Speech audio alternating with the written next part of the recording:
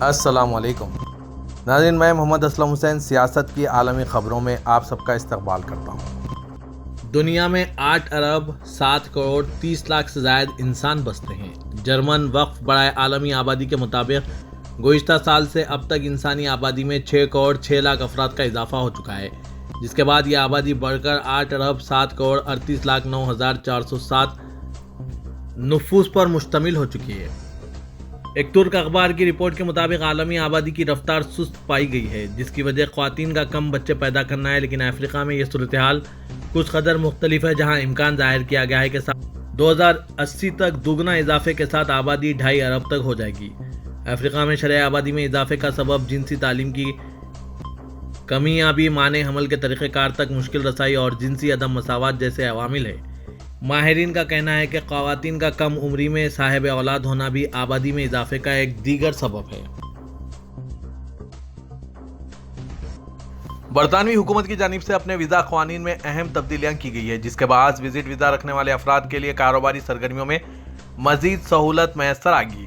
غیر ملکی ذرائع ابلاغ کے مطابق برطانوی حکومت کی جانب سے جاری کردہ امیگریشن قوانین 31 جنوری سے نافذ العمل ہو گئے، جس کا مقصد ملک میں کاروبار اور سیاحت کے شعبے کو فروغ دینا ہے۔ وزیٹر ویزا پر برطانیہ کا دورہ کرنے والے مقررین بھی اپنی بات چیت کے لیے ادائیگی حاصل کرنے کے اہل ہوں گے۔ سائنسدانوں، محققین اور ماہرین تعلیم کو برطانیہ میں تحقیق کرنے کی اجازت رہے گی۔ برطانیہ نے وزٹ ویزا کے حوالے سے اپنے قوانین پر جو نظر ثانی کی ہے، اس میں سیاحوں کو ملک میں قیام کے دوران مشروط ملازمت کی اجازت دی گئی ہے۔ ویزا گائیڈ ورلڈ کے مطابق برطانیہ آنے والے سیاح ملک میں کام کر سکتے ہیں، مگر ریموٹ کام ان کے قیام کی بنیادی وجہ نہیں ہونا چاہیے۔ ویزا گائیڈ ورلڈ کا کہنا ہے کہ برطانوی اور بین الاقوامی دونوں شاخوں والی کمپنیوں کے ذریعے ملازمت کرنے والے افراد بیرون ملک کلائنٹ کے کام میں ملازمت کر سکتے ہیں، جب تک کہ یہ ان کی بیرون ملک ذمہ داریوں کا ایک چھوٹا سا حصہ ہو۔ غزہ میں اسرائیل کی وحشیانہ بمباری اور دہشت گردی جاری ہے، جس میں اب تک 22,000 فلسطینی شہید اور 60,000 سے زائد زخمی ہو چکے ہیں۔ شہداء اور زخمیوں میں 70% خواتین اور بچے شامل ہیں۔ حماس کے حملوں میں بھی 170 سے زائد اسرائیلی فوجی ہلاک اور متعدد زخمی ہوئے ہیں۔ اسرائیلی فوجیوں سے جنگ میں حماس کے مجاہدین روز بروز بہادری و شجاعت کی لازوال داستانیں رقم کر رہے ہیں۔ ایک فلسطینی نوجوان کی دوران سجدہ شہادت کی ویڈیو سوشل میڈیا پر وائرل ہو رہی ہے۔ اسرائیلی میڈیا کی جانب سے نوجوان کو ڈرون سے نشانہ بنانے کی ویڈیو جاری کی گئی۔ اس نوجوان کی شناخت ابو تیمہ کے نام سے ہوئی ہے۔ ویڈیو میں دیکھا گیا ہے کہ اسرائیلی فوجیوں کو نشانہ بنانے کے بعد نوجوان اسلحہ اٹھائے غزہ کی گلیوں میں دوڑ رہا ہے اور اسرائیل ڈرون اس کا پیچھا کر رہا ہے۔ اچانک ایک شعلے سے لپٹتا ہوا ڈرون اس نوجوان پر میزائل فائر ہوتا ہے، جو اس کے گھر پر لگتا ہے، جس سے نوجوان زخمی ہو جاتا ہے۔ زخمی ہونے کے باوجود لڑکھڑاتے ہوئے دوبارہ پناہ گاہ کی طرف دوڑنے کی کوشش کرتا ہے، لیکن اس سے چلا نہیں جاتا اور وہ زخموں سے چور ایک تباہ شدہ گھر کے دروازے پر بیٹھ گیا۔ پھر نوجوان شہادت کی انگلی بلند کر کے اللہ کے حضور سجدے میں چلا جاتا ہے اور اسی حالت میں شہید ہو جاتا ہے۔ شہید نوجوان خان یونس علاقے میں حماس کے کتاب القسام کا کمانڈر تھا۔ نوجوان کی تلاوت اور نشید پڑھتے ہوئے کئی ویڈیوز بھی سوشل میڈیا پر سامنے آئی ہیں۔ غزہ کی پٹی پر صہیونی فورسز کی جانب سے جس وحشیانہ انداز میں گولہ باری کا سلسلہ گزشتہ 2 ماہ سے جاری ہے، اس نے دنیا بھر کو نہ صرف حیران کر رکھا ہے بلکہ شدید درد میں بھی مبتلا کر رکھا ہے۔ غیر ملکی میڈیا رپورٹس کے مطابق وسطی غزہ میں گزشتہ روز ایک گھر پر اسرائیلی فضائی حملے میں مزید کم از کم 15 فلسطینی شہید ہو گئے ہیں، جن میں اکثریت خواتین اور بچوں کی ہے۔ غزہ پر درندہ صفت اسرائیل نے اب تک ہزاروں کی تعداد میں تباہ کن بم گرائے ہیں، جن میں سے زیادہ تر وہ تھے جن کے بارے میں ماہرین کا کہنا ہے کہ وہ اس طرح رہائشی علاقوں میں نہیں چلائے جا سکتے۔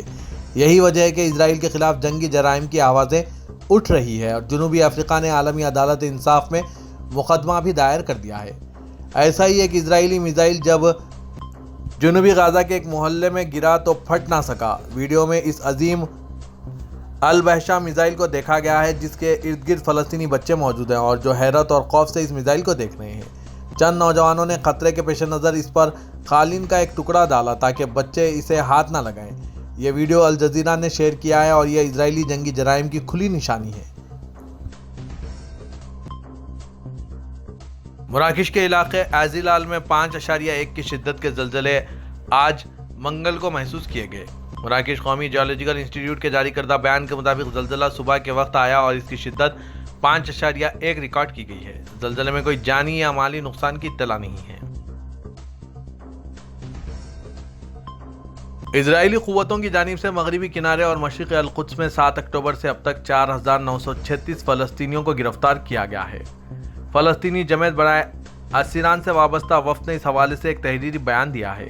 بیان میں بتایا گیا ہے کہ اسرائیلی قوتوں نے الخلیل، مشرقی القدس، رام اللہ، کانکیلیا، نابلس، ارحیہ اور تل کریم نامی شہروں میں چھاپوں کے دوران 2 خواتین اور 1 زخمی سمیت 26 فلسطینیوں کو گرفتار کیا، جس کے بعد مجموعی تعداد 4,936 ہو چکی ہے۔ دہشت گرد تنظیم داعش نے مشرقی شام کے صوبہ دیر الزور میں اسد حکومت اور ایران کے حمایت یافتہ دہشت گرد گروہوں پر مشتمل حکومتی فورسز کے ہیڈ کوارٹر اور ایک پوائنٹ پر حملہ کیا۔ مقامی ذرائع سے حاصل کردہ معلومات کے مطابق داعش کے رکن دہشت گردوں نے دیر زور کے جنوب میں تبنی گاؤں میں اسد حکومت اور ایرانی حمایت یافتہ دہشت گرد گروہوں پر مشتمل حکومتی افواج کے فوجی ہیڈ کوارٹر کے طور پر استعمال کی جانے والی 17ویں ریجمنٹ پر حملہ کیا۔ اطلاع کے مطابق داعش کے دہشت گردوں نے 17ویں ریجمنٹ پر حملے کے دوران حکومت کے بہت سے عناصر کو حراست میں لے لیا۔ دوسری طرف داعش نے دیر الزور کے شمال مغربی دیہی علاقوں میں دوئر گاؤں میں ایرانی حمایت یافتہ دہشت گرد گروہوں کے ایک مقام پر حملہ کیا۔ حکومتی فورسز نے حملہ ہونے والے علاقوں میں اضافی فورس تعینات کر دی ہے۔ سعودی عرب کے شاہ سلمان بن عبدالعزیز کے سامنے آج منگل کو ریاض کے قصر ارقہ میں برادر اور دوست ممالک میں نئے تعینات کیے گئے سعودی سفیروں نے حلف اٹھایا۔ خبر رساں NCSPA کے مطابق اسپین میں خاتون سعودی سفیر امیرہ حفا بنت عبدالعزیز بن عیاف المقرن نے حلف اٹھایا۔ جاپان کے لیے سفیر ڈاکٹر غازی بن فیصل بن ذاکر، ہنگری کے لیے سفیر ماجد بن عبدالعزیز الابدان، ماریشس کے لیے فیض بن مشال التمیاد، یوگانڈا کے لیے محمد بن خلیل فالودہ اور بلغاریہ کے لیے سفیر رامی بن سعود العتیبی نے نئی ذمہ داریوں کا حلف لیا۔ نئے سفیروں نے حلف اٹھاتے ہوئے کہا کہ وہ اپنے دین، اپنے بادشاہ اور وطن کے ساتھ مخلص رہیں گے، ریاست کا کوئی راز فاش نہیں کریں گے، ریاستی مفادات اور قوانین کا اندرون اور بیرون ملک تحفظ اور اپنا فرض سچائی، ایماندار اور اخلاص سے انجام دیں گے۔ تقریب حلف برداری میں نائب وزیر خارجہ انجینئر ولید بن عبدالکریم الخریجی اور خادم حرمین شریفین کے معاون نجی سیکریٹری تمیم بن عبدالعزیز السالم بھی موجود تھے۔ سعودی عرب کے شاہ سلمان بن عبدالعزیز نے ولیعہد شہزادہ محمد بن سلمان کی سفارش پر سٹیزن اکاؤنٹ پروگرام کو موجودہ سال تک جاری رکھنے کی منظوری دی ہے۔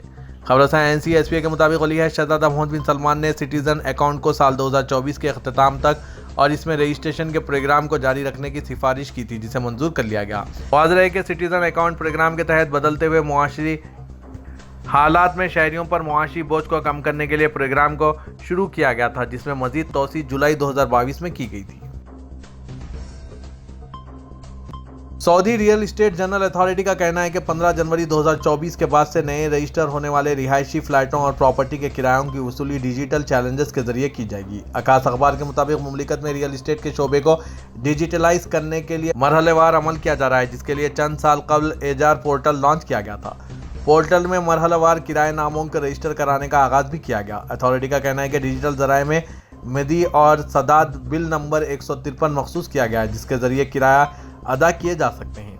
کرایوں کی ادائیگی کے لیے ڈیجیٹل ذرائع کی شرط استعمال کرنے کے لیے صرف رہائشی شعبے کے لیے ڈیڈ لائن دی گئی ہے۔ تجارتی سیکٹر کے لیے ہنوز روایتی طریقے جاری ہے۔ سعودی عرب میں مدینہ منورہ ڈیولپمنٹ اتھارٹی کا کہنا ہے کہ ٹرانسپورٹ جنرل اتھارٹی کے تعاون سے مدینہ ٹیکسی منصوبے کا آغاز کا اعلان کیا گیا ہے۔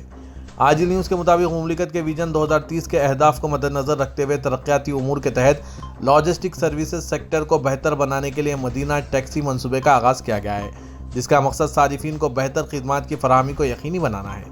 مدینہ منورہ ترقیاتی اتھارٹی کا کہنا ہے کہ ٹیکسی سروسز کے شعبے میں سرمایہ کاری کے خواہش مند تجربہ کار مقامی اور بین الاقوامی کمپنیوں کی جانب سے بھی دلچسپی ظاہر کی گئی ہے۔ اتھارٹی کا کہنا ہے کہ اس حوالے سے درخواستوں کی وصولی کا عمل فروری تک جاری رہے گا۔ صدر ترکی رجب طیب اردغان کا کہنا ہے کہ ہمارا مقصد پیداوار، روزگار اور اقتصادی ترقی پر سمجھوتے کیے بغیر افراط زر کو دوبارہ اکائی کے ہندسے تک گرانا ہے۔ 2023 کے برآمدی اعداد و شمار کے اعلان کے پروگرام سے خطاب کرتے ہوئے صدر اردغان نے کہا کہ ہم نے اپنی خارجہ پالیسی کو ترکیہ پر مرکوز لیکن عالمی تناظر کے ساتھ تشکیل دیا ہے اور یقینی طور پر ہم اس سے پیچھے نہیں ہٹیں گے۔ پیداوار، روزگار اور معاشی نمو پر समझौते किए बगैर महंगाई को दोबारा इकाई के हिंसों तक गिराने का हदफ मुकर्रर करने पर जोर दे रहे अर्दगान ने कहा, हम अपने शहरियों की रोज़मर्रा ज़िंदगी से महंगाई के मामले को हटा देंगे। उन्होंने बताया कि 2023 की बरामदात ने गुज़िश्ता साल के मुकाबले में %.5 इजाफे के साथ $255 बिलियन 809 मिलियन तक पहुंचकर जमहूरियत तुर्किया की तारीख का रिकॉर्ड तोड़ा है। सबसे ज़्यादा बरामदात जुलाई, अगस्त, अक्टूबर, नवंबर और दिसंबर में सरेअंजाम पाई है। जनाब अर्दगान ने अपने बयान में कहा कि अक्टूबर 2023 तक सालाना एक्सपोर्ट सर्विसेज $99 बिलियन 254 मिलियन तक पहुंच गई, जो कि एक तारीखी रिकॉर्ड है। तुर्की के अंतालिया ने गुज़िश्ता साल 15 मिलियन 6,92,258 गैर मुल्की सयाहों की मेज़बानी करके अपने तमाम साबिका रिकॉर्ड तोड़ डाले। इस शहर ने, जो दुनिया के पसंदीदा सयाहती मराकिज़ में से एक है, 2023 में शोबे सयाहत में अपने बेहतरीन साल को गुजारा। शहर में साबिका रिकॉर्ड 2019 में 15 बिलियन 2,80,763 गैर मुल्की सयाह थे। सूबाई directorate of culture and tourism के आदाद-ओ-शुमार के मुताबिक 1 जनवरी से 31 दिसंबर 2023 के दरमियान 15 मिलियन 6,92,258 गैर मुल्की सयाह इस शहर की सैर के लिए आए थे। अंतालिया ने गुज़िश्ता साल सबसे ज़्यादा रूस से आने वाले मेहमानों की मेज़बानी की, जिनकी तादाद 34,62,000 तक रही। गुज़िश्ता साल के मुकाबले में रूसी सयाहों में 14% इजाफा हुआ है। रूसियों के बाद जर्मन सयाहों का नंबर था, जिनकी तादाद 33,63,510 थी। जर्मन सयाहों की तादाद में भी 19% का इजाफा रिकॉर्ड किया गया है। पाकिस्तान के साबिक वज़ीर ख़ारजा सरताज अजीज़ इंतकाल कर गए हैं। मुस्लिम लीग नवाज के सीनियर रहनुमा एहसन इकबाल ने सोशल मीडिया प्लेटफॉर्म एक्स पर लिखा कि सरताज अजीज़ इंतकाल कर गए हैं। वो तहरीक पाकिस्तान के तजुर्बेकार और कौम का अजीम असासा थे। उन्होंने मज़ीद लिखा कि कौम के लिए इनकी खिदमत को हमेशा याद रखा जाएगा। मुझे इनके साथ बहुत करीब से काम करने का एजाज़ हासिल हुआ और मैं इनके प्यार और रहनुमाई को कभी नहीं भूलूंगा। सरताज अजीज़ ने वज़ीर ख़ारजा और ख़जाना समेत मुख्तलिफ ओहदों पर काम किया। पाकिस्तान में बलूच यकजहती कमेटी ने सूबे में इंसानी हुकूक की मुबैना खिलाफ वर्जियों के खिलाफ और अपने मुतालबात के हक़ में 4 शुबे को मुल्क भर में शटर डाउन हड़ताल की अपील की है। बलूच यकजहती कमेटी के मुंतज़िम और इंसानी हुकूक के कारकुन डॉक्टर माहिरान बलोच ने कहा कि हम पाकिस्तान भर की ताजिर बरादरी, कारोबारी शख्सियात और अवाम से ये उम्मीद करते हैं कि वो जुल्म व जबर के खिलाफ हमारे साथ खड़े हो जाएं। मंगल को अपने सोशल मीडिया प्लेटफॉर्म एक्स पर एक बयान में उन्होंने अपील की कि पाकिस्तान भर में हमारी कॉल पर रज़ाकाराना तौर पर शटर डाउन हड़ताल करके बलूचिस्तान के मजलूमों के साथ इजहार यकजहती करें। गुज़िश्ता माह बलूचिस्तान से ताल्लुक़ रखने वाले सैकड़ों कारकुन मुबैना जबरी गुमशुदगियों और मावराए अदालत हलाकतों के खिलाफ एहतजाज करने के लिए 1600 किलोमीटर का फासला तय करके ज़िला तुरबुज से इस्लामाबाद पहुंचे थे। बलूचिस्तान के ज़िला कैद से ताल्लुक़ रखने वाले 24 साला बालाज बलूच के बारे में कहा जाता है कि इन्हें कानून नाफिज करने वाले इदारे ने मुबैना तौर पर दौरान हिरासत कत्ल किया।